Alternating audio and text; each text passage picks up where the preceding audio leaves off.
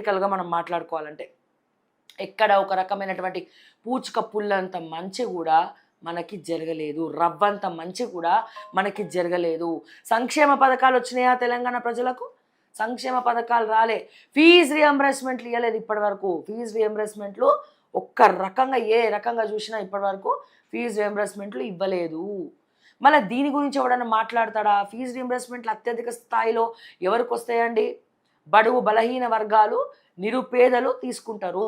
మరి బీసీల గురించి మాట్లాడేటువంటి వాళ్ళు, రిజర్వేషన్ల గురించి వాళ్ళు మా విద్యార్థులకు ఇప్పటి వరకు ఫీజు రియంబర్స్మెంట్లు తెలంగాణ గవర్నమెంట్ ఇవ్వలేదు అని చెప్పడంలో ఫెయిల్ అయిపోయినారు. కేవలం ఇలా రాజకీయం కోసం, రాజకీయ పదవుల కోసమే కొత్త బిచ్చమెత్తుకున్నటువంటి బిచ్చగాళ్ళు రోడ్లపైన తిరుగుతున్నారు. ఇది గుర్తుపెట్టుకోవాల్సినటువంటి విషయము. రేవంత్ రెడ్డి 2025 సంవత్సరంలో తెలంగాణ ప్రజలను, బీసీలను మోసం చేయడం జరిగింది. తడిగుడ్డతోటి గొంతు కోయడం జరిగింది. ఎన్నో గప్పాలు కొట్టడం జరిగింది. కానీ ఒక్కటి కూడా నెరవేర్చలే.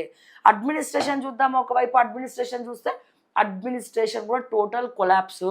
తెలంగాణలో అరే బై రేవంత్ రెడ్డి వచ్చే ఏం లాభం? మొత్తం అడ్మినిస్ట్రేషన్ సర్వనాశనం చేసి పెట్టిండు. ఒక్క ఐఏఎస్ ఆఫీసర్ కూడా రేవంత్ మాట ఇంటలేడు. మొత్తం కోట్లు దోచుకుంటున్నారు. ఒక దండుపాల్యం బ్యాచ్ చెడ్డీ గ్యాంగ్ తిరుగుతూ ఉంది.